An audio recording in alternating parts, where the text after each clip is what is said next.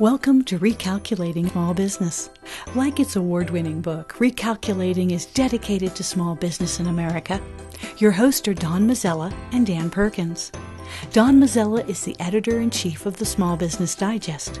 Dan Perkins is a registered investment advisor with 43 years' experience in managing money. Dan Perkins here, your co-host, along with Don Mazzella of Recalculating for Small Business.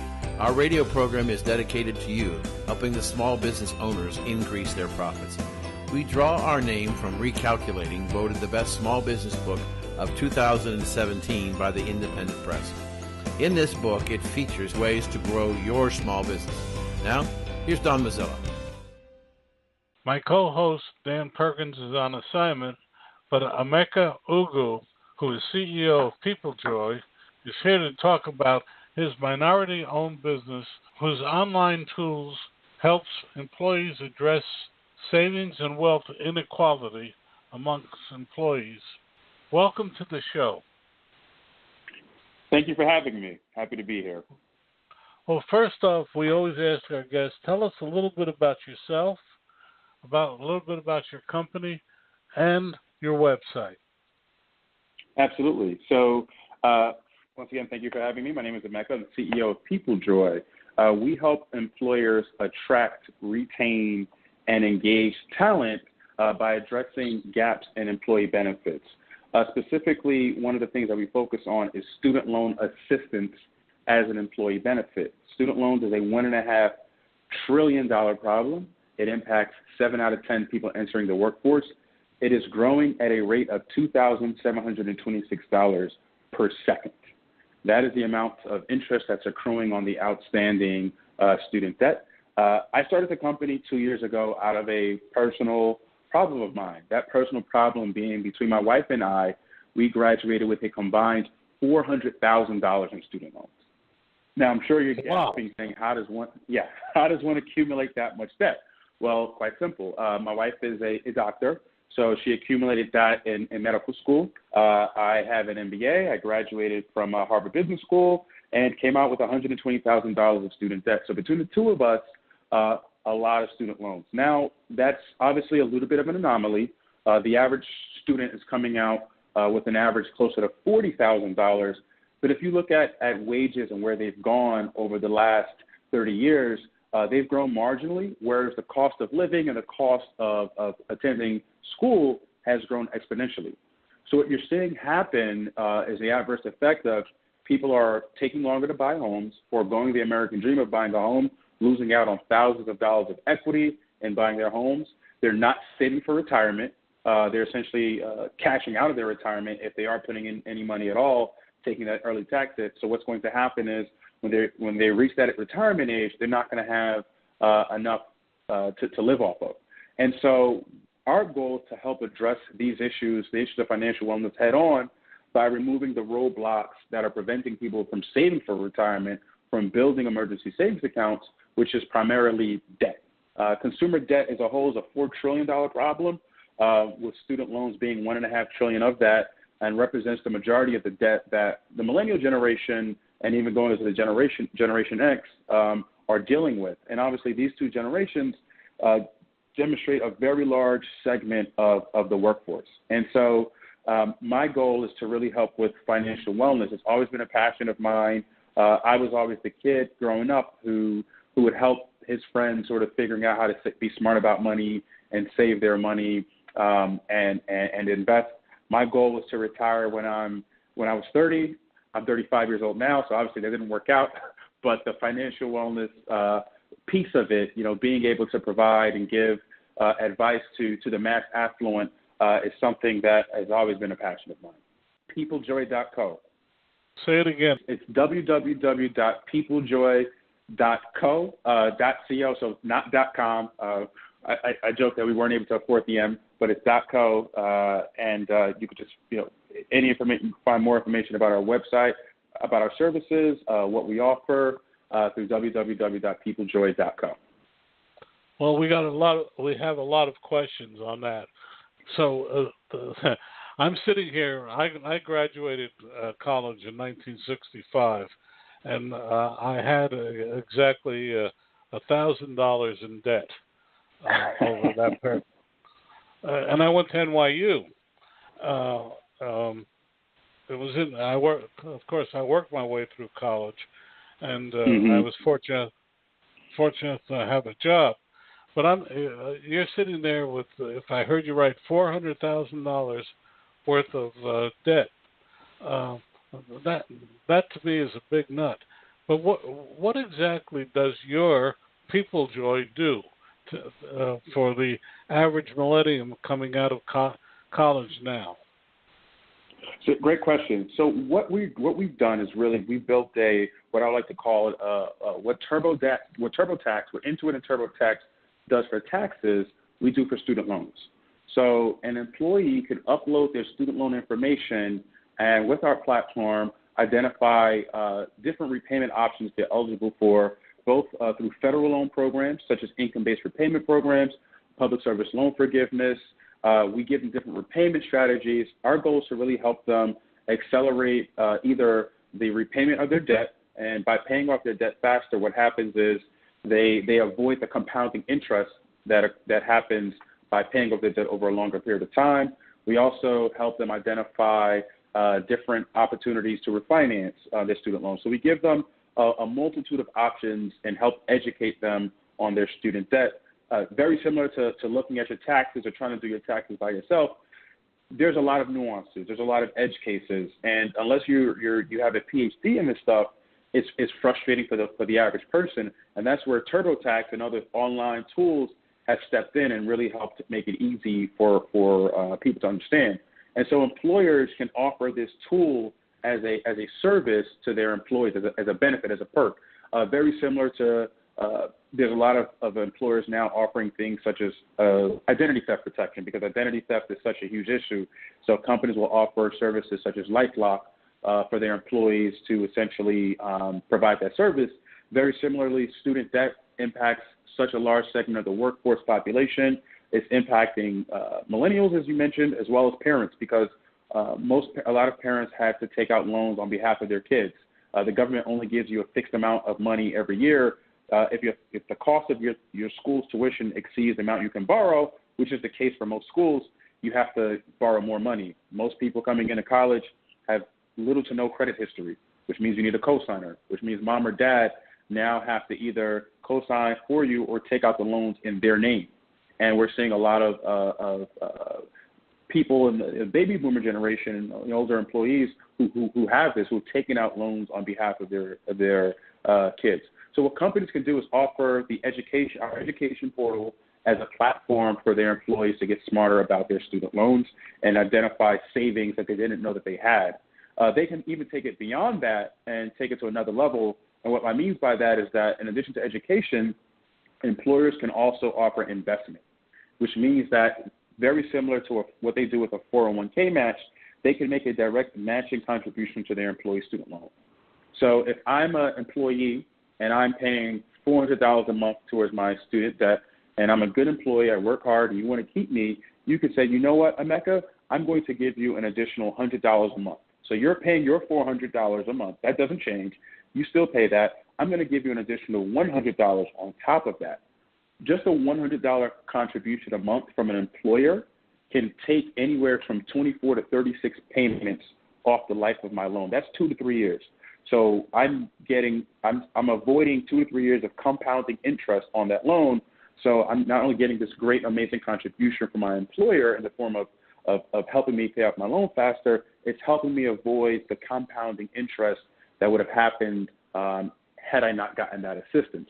So companies are able to offer education through our plug-and-play online solution, as well as investment through direct matching contributions to their employee student loans. Both can be offered through the PeopleJoy platform. Well, a quick question. Well, that $100, the employer will still have to pay FICA, would he not, or she not? That's a great question, right? So it is today treated as additional income, which is why we keep it to a small amount, $50 to $100. And the point we make is you'd have to give, at the end of the day, we're seeing retention increase dramatically by employers offering this.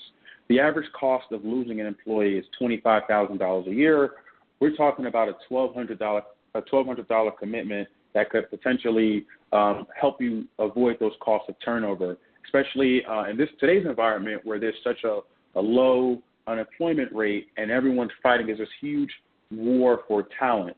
That being said, we're working proactively with government officials to see if that the bill can be changed. So there's a bill right now called H.R. 795, which essentially is a bill that's in Congress right now. It's in the House, about halfway through the House, that would essentially make a portion of the employer's contribution tax exempt. So very similar to continuing education, where the first $5,250 is tax exempt. The bill is looking to amend that tax code so that it also applies towards student loans. So that's something that's definitely gotten a lot of approval, bipartisan approval within Congress.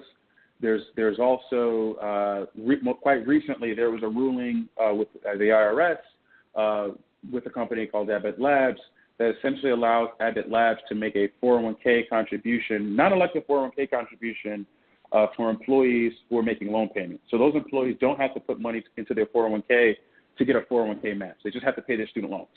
And the IRS has allowed Abbott Labs to essentially make that non-elective 401k contribution, even though those employees weren't putting anything towards their student loans. And that's something, it was a one-off, but we're seeing there have actually several groups have reached out to them and asked, hey, can we extend this ruling to a broader, make it available to everybody?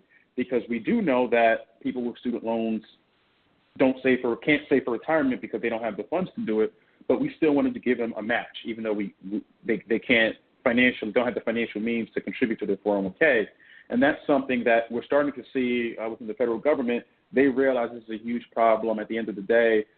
If people start defaulting on their loans or people stop saving for retirement, it's going to end up coming back down on us anyway. So they're looking at ways to be smart about it and sort of get ahead of the curve in helping fix these problems. Emeka, your site again for our audience?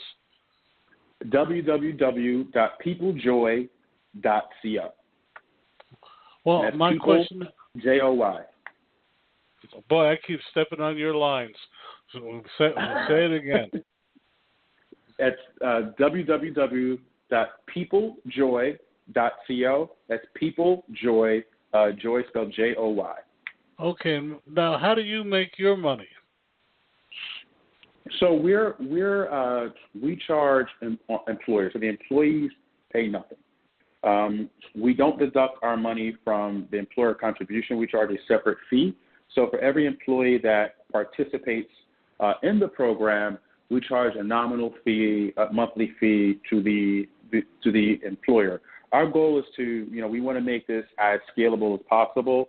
And it's a flat fee. So whether the employer wants to give their employee $500 or whether they want to give them $10,000, we've seen both happen on our platform. You pay the same flat fee for your employee. So you're not penalized for giving more or less. It's just the same flat fee. And we found that works well with employers because it's predictable. And what we also do is we help them figure out how much this is going to cost. So we'll come in and free of charge, we do a consultation. We assess either through a survey or a census analysis how many of their employees would receive the benefit. On average, you're looking at anywhere from 20 to 25% of an employee population that would be eligible.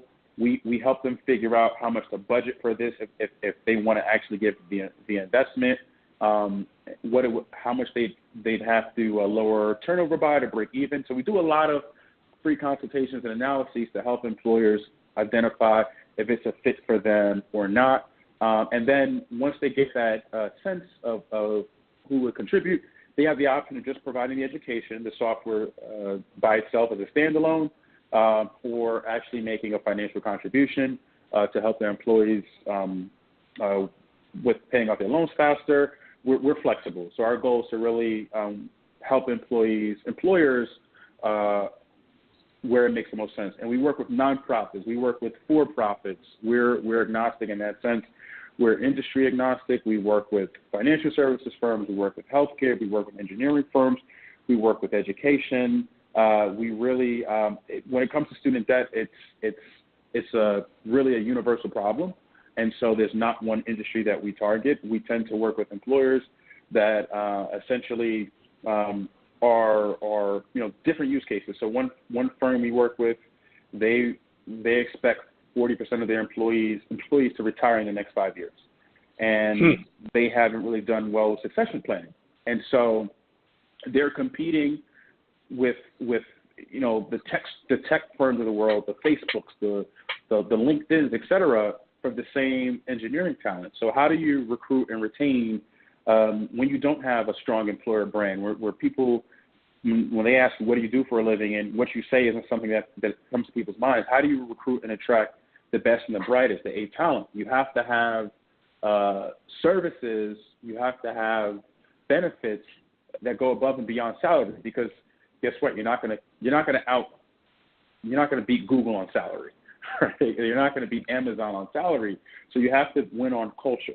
You have to win on benefits and perks that identify and really resonate with your employee base. And that's where we come in, is providing those different pieces. Another instance could be a tech startup that, they've just raised their third round of funding.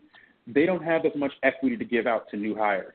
So they need a solution, something else to give their employees beyond equity. Well, what are their major pain points? We're hiring people. We know that a lot of them have student debt. Let's give them that perk as an equity. So we're not going to be able to give them as much equity as our earlier employees, but now they have this alternative thing that was also impactful.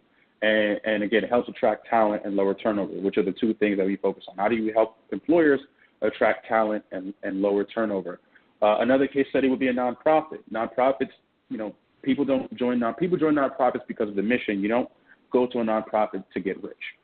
So they tend to pay less, but you still are hiring the same talent. They went to the same schools, right? I can't go to a school and say, hey, I plan to work for a nonprofit, so charge me a lower salary than somebody who's going to go work at a bank, right? I wish. I think you see a lot more people going in that case, but how do I give my employees something that complements, the public service loan forgiveness that they're eligible for, helps them understand their options, and maybe provides even some relief for them to help lower their monthly payments? And that's where, again, different use cases, but you can see like nonprofit, for-profit, startup, mature company. There's different use cases, but student loan assistance is that universal solution to address a pain point that helps attract talent and lower turnover. Oh, that was great.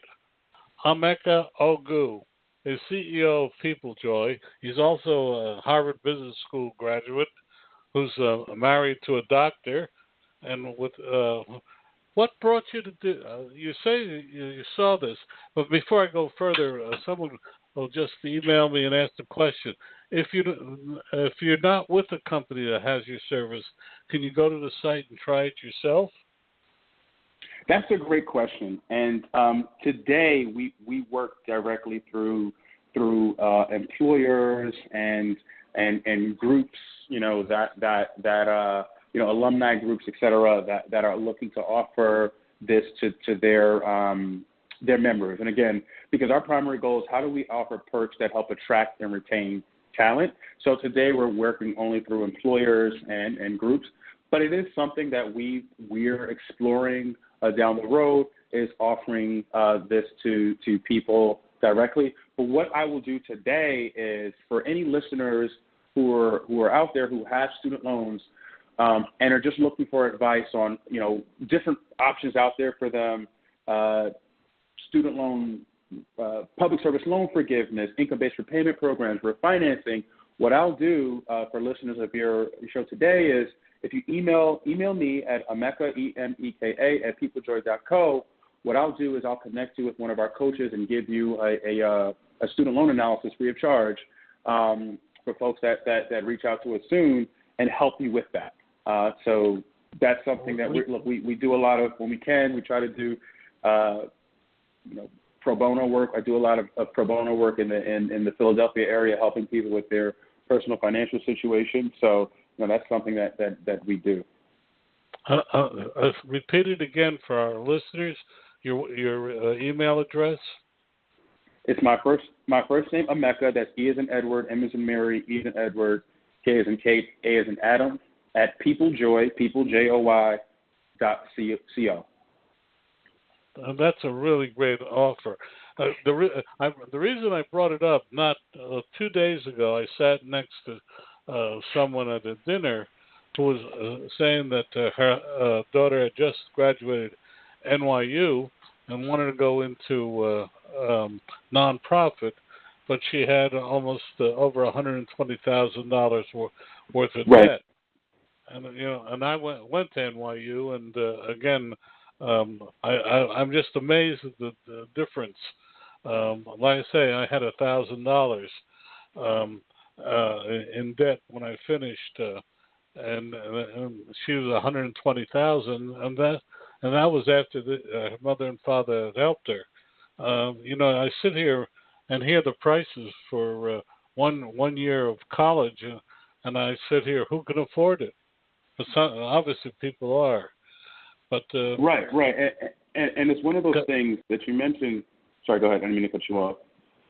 No, you're the guest. Please continue. I was going to say it's one of those purchases that you're talking about everyday Americans who are cost conscious and manage their money well. But college is the one thing that you're just not going to say no to your kids. If your kids want to go to a university that is their dream university, and it's going to make you take out a second mortgage on the house, most parents will do that because they care about their kids. They want to make sure that their kids have the best opportunities in life. And it's something that unfortunately some colleges take advantage of. They know that it's an emotional decision oftentimes. It's obviously brand, and there's things like that. Certain colleges, I know with Harvard and Princeton and a lot of the different Ivies out there, what they've done is if you make under a certain amount of money, I think it's $100,000, you go for free. The endowment fund takes care of that. I know New York has with their SUNY programs. They've implemented a similar program as well. So I think you're starting to see some changes where institutions are realizing that that change needs to happen. Unfortunately, there's $1.5 trillion of debt already outstanding that's going to have to be paid regardless of whether school is free for all 5 years from now or not. And so we like to say we would love, because people tell me all the time, well, hey, Emeka, if college is free, then you're out of business. I say, no, there's $1.5 trillion of debt to go through. Like I'd love for college to be free or sort of made more equitable for folks, so that people aren't coming out sort of so behind in life because they have all these student loans. One thing I would say for the person you spoke with last week, if she works for a nonprofit, she may be eligible for public service loan forgiveness. And what that means is after 120 payments, which is 10 years, the government will forgive the remaining balance on her loan. Now, there are a few gotchas in there that you have to be careful about. There's certain certifications and reporting that you have to do. So it's not sort of a thing. A lot of people think, well, hey, okay, I work for a nonprofit. I'll just in 10 years just kind of apply. No, there's steps you have to take every year. There's certain certain programs you want to be on. Otherwise, after 10 years, you will have paid off all the loans anyway.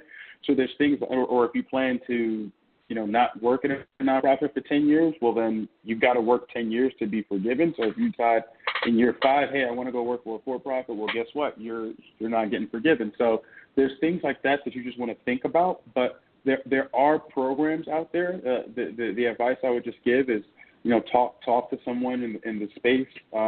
Talk to your loan servicer. You try to get a better understanding of what's out there for you. But yeah, people are altering their career decisions based upon student debt, and so it's unfortunately a deterrent for people. A lot of people who want to enter in nonprofits or who want to go to certain industries that it may be low paying, because they have that student debt and they have to think about that first. So it's impacting our society in ways that we're not even thinking about.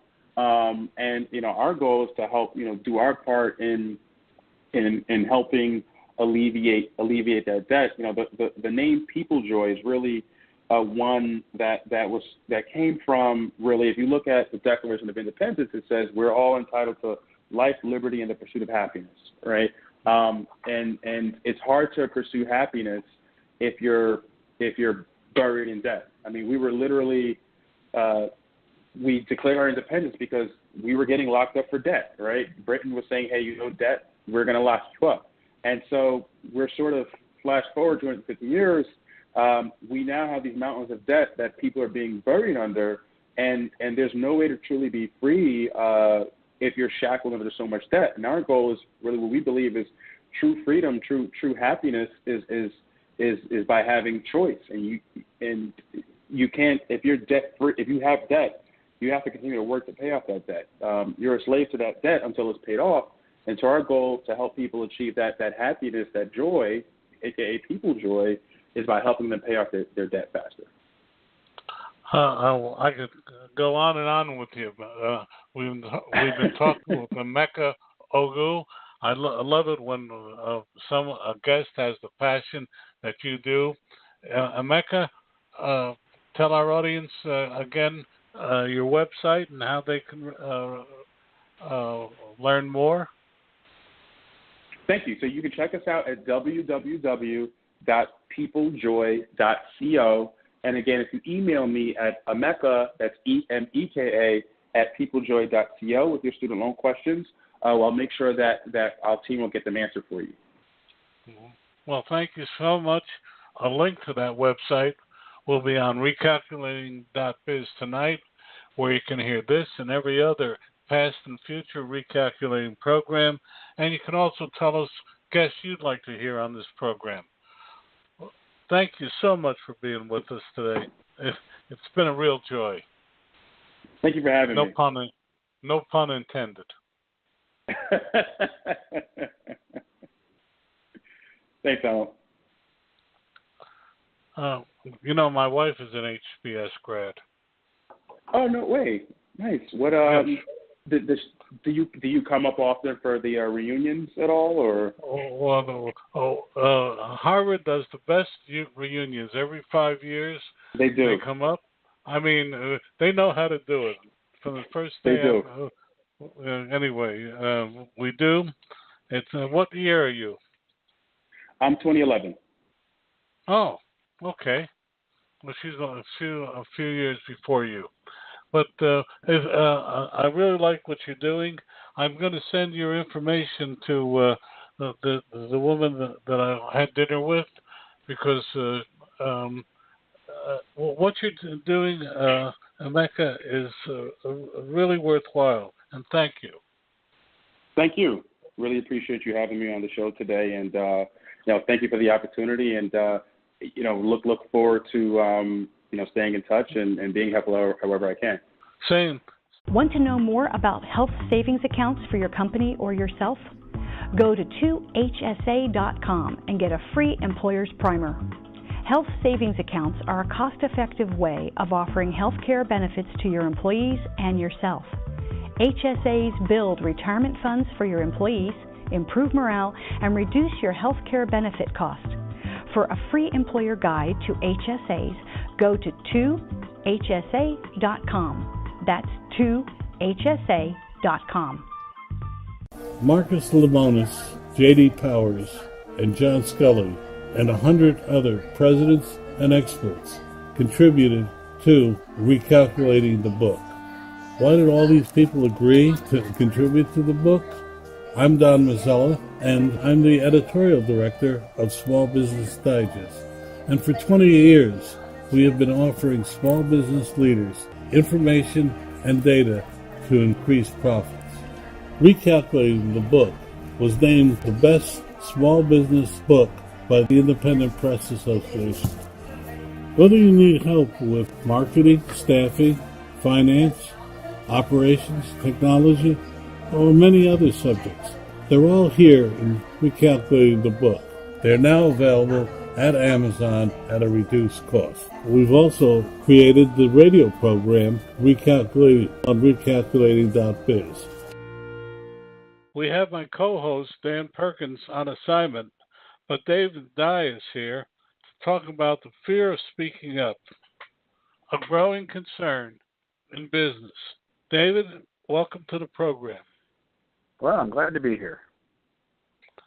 Well, you're a multi-talented, but tell us a little bit about your background, a little bit about your book and your website. Well, absolutely. And of interest to everyone listening, definitely a small business owner. My background was as a business executive and helped replicate organizations around the country. In the process of that, did a lot of coaching and development of managers and leaders, and then started my own business. And my wife and I own our own leadership consulting small business, as a matter of fact. And we've written a couple of different books. The most, I think, award-winning and popular, it's the number one business book in China right now, as a matter of fact. It's called Winning Well, A Manager's Guide to Getting Results Without Losing Your Soul. And today we're talking about FOSU, F-O-S-U. That's the fear of speaking up. And that's that dynamic where, leaders are sometimes not asking for real ideas or feedback or ignoring suggestions that cause employees to keep their heads down and play it safe. Or where employees, maybe the leaders are asking, but employees are not getting it for whatever reason. And the cost is that problems multiply, and ultimately you can lose your business when you're not getting the input you need from your employees. So that's what FOSU, what we call the fear of speaking up, is all about, and why it's a problem. And your website? Yes, you can find us at letsgrowleaders.com. And actually, we've got a toolkit there, the Winning Well toolkit, which has some of the specific tools that your listeners can use to help solve some of these problems. And it's completely free. They can go there at letsgrowleaders.com and download that. Okay, well, I'm going to start from way left field. I've heard that this new generation coming into the workplace over the last 10 years, if anything, have been more outspoken than prior generations. Yet you're saying that they're not talking up enough. Am I mishearing what's going on? Not necessarily. In fact, yes, you're correct that the newer generations entering the workplace do tend to be pretty outspoken at first. What happens, though, and we see this dynamic consistently, is a gap where they're not feeling heard, and so sometimes they'll shut down. And this is employees, sometimes even frontline or middle-level managers. And yet, if you go and talk to the executives or the business owners, if it's smaller businesses, frequently they are very frustrated because they feel as if they are wanting the ideas, they're wanting input from the people on the front lines, but they're not getting it. And we hear this complaint consistently. We work with, organizations of all sizes, from 5 and 10 person small businesses up to, large international corporations. And we hear the same complaints. So there's a gap where the ideas are not necessarily getting transmitted from our front lines to, some of the leaders and business owners that are making decisions. So, in effect, you're saying they're speaking up, but they're not being heard. Am I hearing that correctly? That is often the case, yes. Or they feel as if they're not being heard, which has the same impact. And, that's a good distinction that you make. We work with thousands of leaders all over the world, and often they will feel as if they are listening. But there's what we call responsive listening, an act of responding when you ask for feedback, And so what will often happen, a leader will say, hey, I'd like to get everybody's feedback on this. Or they'll do a survey and solicit feedback. And from the employee's perspective, they give their feedback, and then sometimes they don't ever hear anything. And it's like when you drop a stone down a well and you never hear it land. And so after a while, that becomes demotivating. Why am I bothering to share anything? And the answer is so simple. Leaders don't need to act on everything that an employee tells them. Of course not. But you can respond. You can say, hey, thanks for sharing. Here's what I'm doing with this, and here's the next step we're going to take, and why. And whether you did exactly what they wanted or not, at least they know they were heard. So in effect, you're saying, again, if I'm hearing correctly, even though you might not take the advice, you should at least respond and say, yes, I heard it, however, I'm going in a different direction. Yeah, and here's why. And yet, at the same time, I really value you contributing. Thank you for taking the time. Thank you for caring enough to contribute what your best thinking was. Love to have more of that. You know, we get more as leaders. We get more of what we encourage and celebrate, and we get less of what we criticize and ignore. And I know sometimes when somebody is, you know, maybe young and speaking up all the time, we would like a little bit less of it. And yet there's a balancing act there, because if we criticize or ignore it, we won't get it when we really need it. Well, that's very true. But sometimes also some people in the ranks below are heard while others are ignored.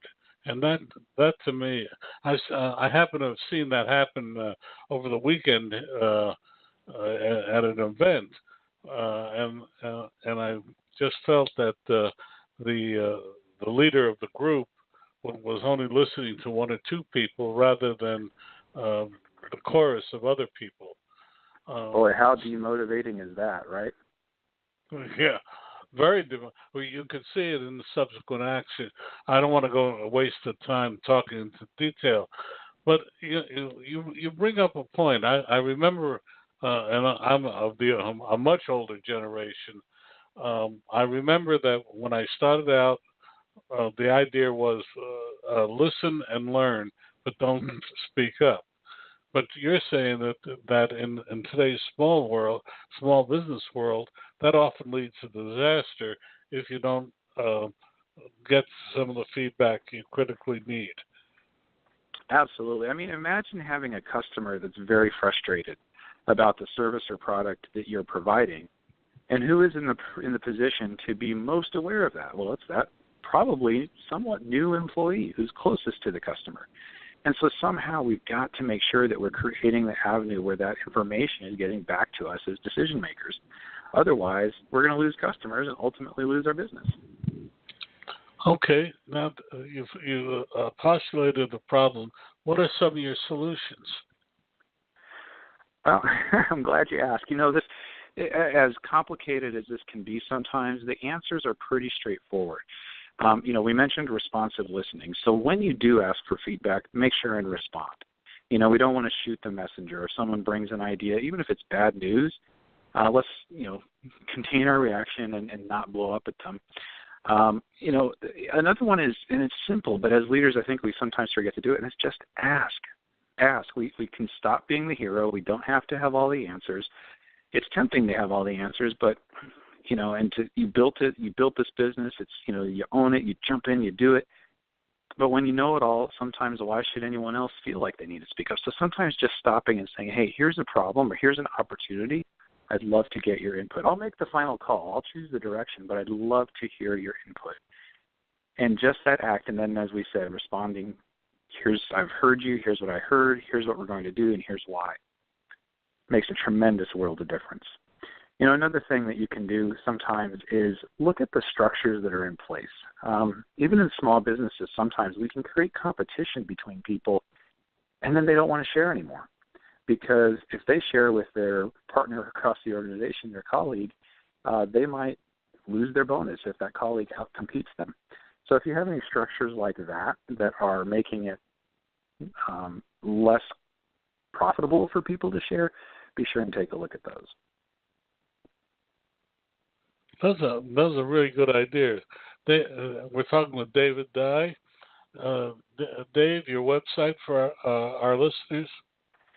Sure. And, you know, we were just talking about solutions that leaders can do to overcome the fear of speaking up. And, you know, being able to facilitate conversations around what could be better is a key leadership skill. And we've got some tools online that people could use for free, that they can use, download, and help facilitate those conversations. You can find those at www.growleaders.com. Well, you know, you bring up the word tools, and I always, when I was starting out in business, we talked about tribal words. Oftentimes, especially with new people, they don't know all of the tribal words within the industry or of the business, and they couch things in perhaps the wrong terms.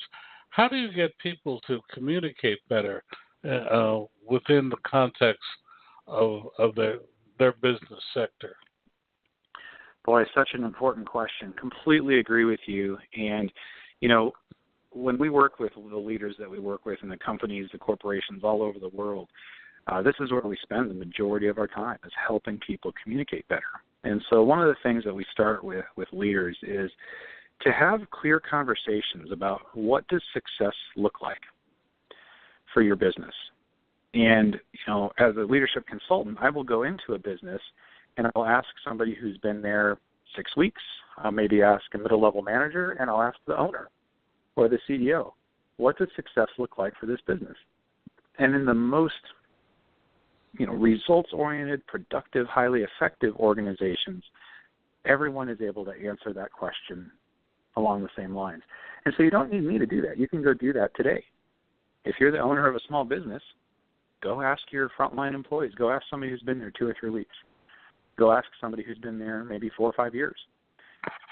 And are they thinking the same thing you're thinking in terms of what success looks like? That's the starting place for all of the conversations. So, yes, you've got the industry jargon, you've got, notions and concepts, and when you say results, what do you mean by that versus what do they think that means? And so to have these conversations, but the very first one is, what does success look like for this business? How true, how true. But now let's move forward. You find a CEO who's not in sync with his or her company. How do you get to change that culture? Well, if you are the CEO of the company, that's one thing. You're ultimately responsible for the culture of that organization, and that's your responsibility. But let's say that you are in an organization. You're an employee or a frontline manager, and, you're not going to change the entire culture of that organization. You can't. But what you do have control over is yourself. And so we call this oasis of excellence, a cultural oasis, where if you think of in the desert, there's a watering hole where, there's peace at the watering hole. Nobody is fighting at where the water is because that's the oasis. And as a leader, you can create this. No one can force you to treat other human beings poorly. That's a choice you get to make. You get to choose how you're listening to people and how you're incorporating that feedback and how you're responding to it. And so you can cultivate that environment and change the culture on your team no matter what the rest of the organization is like. That's your opportunity and your responsibility as a leader. Well, I'm going to go really wild and ask you about something. Wells Fargo Bank was a paragon of rectitude and honesty, and somehow, if we read the papers correctly, it's lost its way.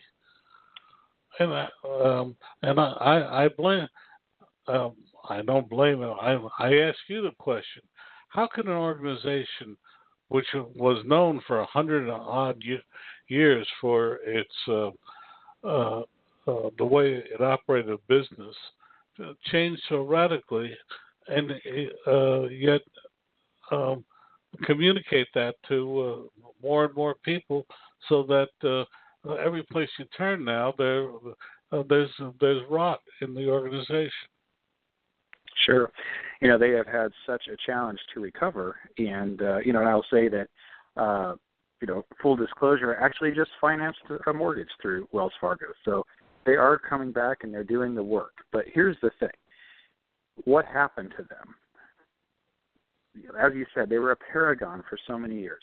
Well, what happened was they put systems in place that made unethical behavior the rational choice. And businesses do this frequently. And in Winning Well, we talk about you want to play the game, don't game the score.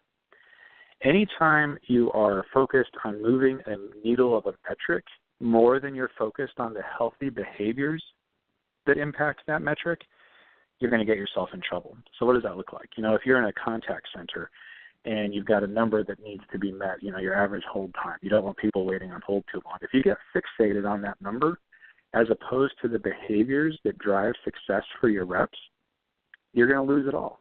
You'll have angry customers. With Wells Fargo situation, you got focused on the commission numbers and the upsell numbers, and the numbers started to replace what it was they were supposed to represent, which was good business. And so anytime that happens and you incentivize people to manipulate the score, you're going to have problems. And so that's kind of the fundamental crux of where everything goes wrong. And you can see that in so many different instances. Volkswagen, when they had the problems with the emissions being numbers being changed. It's the same thing. People are gaming the score as opposed to playing the game that they're there to play in the first place. And it's a line because you want to drive results and you want to have a focus on what's important. But the way you do that and remain ethical and healthy is to know what are the 2 or 3 key behaviors that produce the results and drive the numbers that you need to see. Focus on the behaviors, the score will take care of itself. I compare it to playing football. If you are spending all of your energy arguing with the referee and bad-mouthing your opponent and trash talking and all that kind of thing, and you're trying to game the score. Where success is in fundamentals. Make your tackles, run your route, stick to your man, block the way you need to. Those are where the fundamentals are, and that's what's ultimate. If everybody does that, that's what's going to affect the score and win you the game. Well, that's very I love that line. Would you repeat it? Gaming? How do you say it? Yeah, play the game, don't game the score. Play the game. I just wrote it down. Play the game, don't game the score. Because I think that's so important. You see that our audience is made up 59% of presidents and or owners. And we hear from them all the time that they often have to develop the line between ethical behavior and adding profits. And it's a very difficult decision. And we've had other guests say but the ethical behavior will deliver the added profits. What do you say to that? Well, for us, we believe that it's not just a question of the profits this quarter. And this is the challenge that particularly many American businesses run into, and especially when they are publicly held, is it's not about just this month's profits. It's about sustaining breakthrough results over time. And that requires ethical behavior, or it doesn't last. It requires a focus on the customer experience as well as the employee experience and making sure that we are treating people well and humanely and with dignity at every level of the organization, and that we have our eye on the ball, on the prize as far as profitability and results go. It takes all 3 of those in order to make it work. And when we get our eye off of any one of those, things get out of whack and we run into problems. If we get too focused on the employee experience, why we lose profitability and we can lose customers. If we get too focused on customers, we can lose profitability and employees. If we get too focused on profit only, we lose customers, we lose employees. So it's the combined focus is where success lies. Well, let me go in a different direction. In today's world, we're seeing more and more of this open space, shared space environments. WeWork has become a byword. But it seems to me, and one of the things it's supposed to do is improve communications. Yet whenever I go into a place like that, what I'm always struck by is how quiet it is.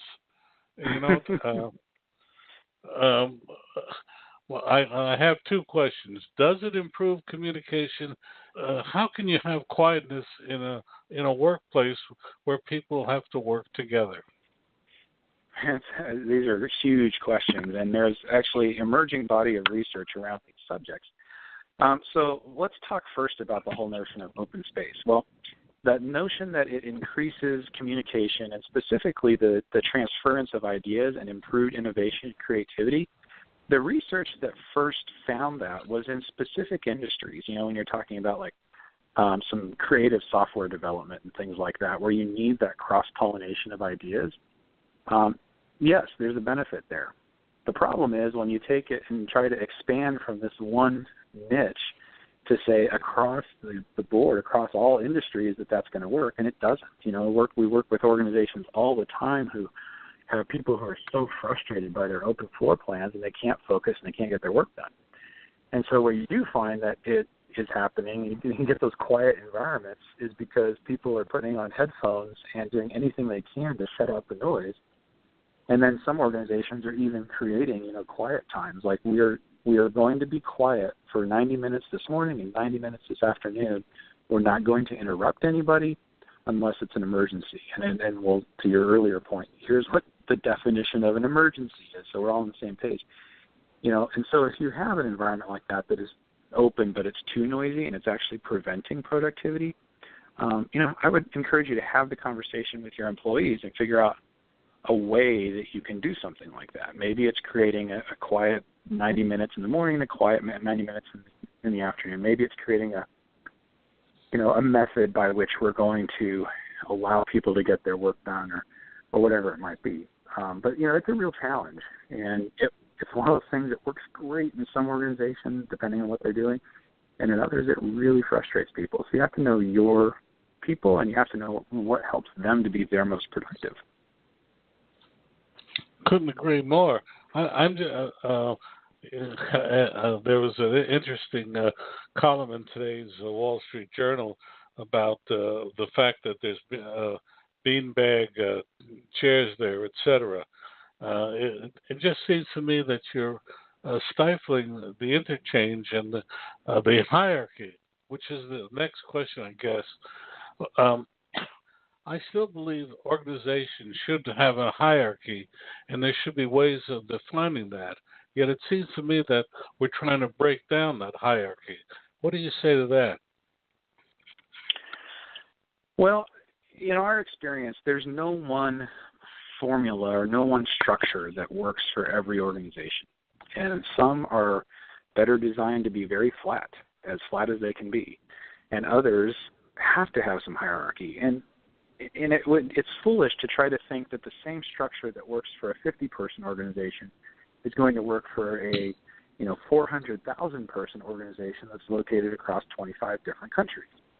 And we've worked with both of those, So, you need to know and have an idea of what's going to work best for your organization. But the second thing that I would say is, and this is a problem that I encounter, every organization I think I've ever worked with needs help with this, and it's who owns the decision. Somebody has to own the decision. And there are only three ways that can be done. Let's say a team of people is talking about something. Who owns that decision? Well, the leader can own it and say, I'd like everybody's input. I'm going to make the decision. The team can own it through a vote, and the leader would frame this up by saying, here's the decision in front of us. We're going to look at these three options. Everybody gives your input. Then we're voting. Top vote gets it. And the only other way that you're going to do it is by consensus. And that's where the team is going to continue to talk about it until everyone can live with one of the options. Maybe they don't get their favorite, but everybody can live with one of the options. That takes a long time and is not appropriate in every situation, but it can work occasionally. So those are the only three ways the decision can be made. Here's where most people fail, is they don't make it clear up front who owns the decision. And as a business owner, as a leader, whether you're running an entire business or you're running a department or you're just running a team, it's your job to make it clear who owns the decision. And whatever hierarchy that exists within, that has to be there, whether it's a very flat organization or a very hierarchical organization.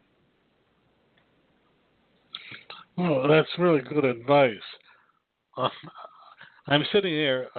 We only have 2 or 3 minutes left, but I think we could go on for an hour. David, when you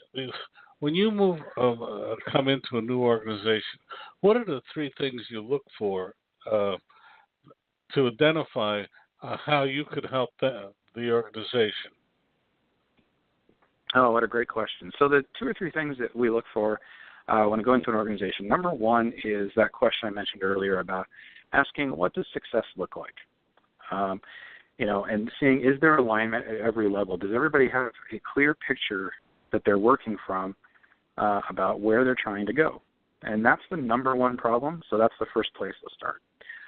Number 2 is we'll look at communication channels and see how is information being transmitted in every direction. So let's say you do have a hierarchical organization. How is information getting from that executive team to the front lines, and how quickly and how accurately does that happen? And then going the other direction, how quickly does information go the other way? And then how quickly does it go across the organization? So, with colleagues and peers. And so you're looking at those communication channels and saying how accurately and how quickly. And then third is when things don't go well, and we're human beings, every organization, things don't go well. How well do we handle conflict? How well do we handle it when somebody lets us down? When, the direction that we chose to go, we don't succeed. We say we're going to do this, we don't do it. Again, the most successful companies are really good at practicing accountability. They hold themselves accountable. Everybody knows how to have those conversations. It's not just a leader to their employees. It's the employees to the leader. It's the employees to employees. It's in every direction. So full circle accountability is the third thing I would look for. So those are the 3 things. And we've got tools to help you practice that and walk through and do it yourself at letsgrowleaders.com. Well, you just stole my line, so I'll ask one more, which is, you say people should speak up. Again, should they be speaking up, and should the listener listen and acknowledge that they heard what was said? Absolutely. Here's what I would add. We've talked a lot about how leaders can cultivate a listening organization and get people sharing ideas that will help the business and serve their customers and make it more profitable. But let's talk to the employees for just a second. If you have an idea, one of the tools that you can use, and we have a whole model called the Persuade model, and I'm not going to go through the whole thing, but to help you share those ideas. But one element of that is something we call 2-level thinking. This is knowing what keeps your boss's boss awake at night. What are their goals? What are the pains that they need to avoid? And if you have an idea or something you want to suggest, put that suggestion in terms that matter to them about what's keeping them up at night. Quick example, had a director of accounting for a large insurance company approached the CEO and said, I've got a morale problem in my department. And the CEO said, well, go fix it. She said, well, but here's the problem. We can be saving them money. We can save this company tons of money, and it requires just a small change. So we did some coaching, and she went back and said, hey, Mrs. CEO, my team has found a way we can save several $1 million a year with making a very small change in our customer-facing process. Is that something you'd like to hear more about? Well, what do you think, the CEO said? She said, of course. Let's come into my office, have a cup of coffee. Let's talk about it. It doesn't mean your idea is going to be implemented, but it does mean that you're going to get at least a hearing because you've put it in terms that make sense to the other person. And that can help create a culture of idea exchange and overcome the fear of speaking up. On that note, David Dye, we have to call it an end to what I found was a fascinating time together. Your website again and how people can reach you? All right. You can find us and get the free tools at www.letsgrowleaders.com. A link to his website will be on recalculating.biz tonight, where you can hear this and all past and future recalculating programs. And you can also tell us if you have somebody you'd like to hear on this program. David Dye, thank you so much for being with us. It's been a real fun time. It's been a pleasure. Thank you. Thank you for joining us on Recalculating. We hope the information you received on today's episode was helpful to you in starting and growing your business. Please go to our website, recalculating.biz, to contact us, to listen to past shows, and see special offers. Until next time, remember, if you grow, we grow. Join us next week for more helpful ideas to make your business a great success. Recalculating, a program designed to help you be successful.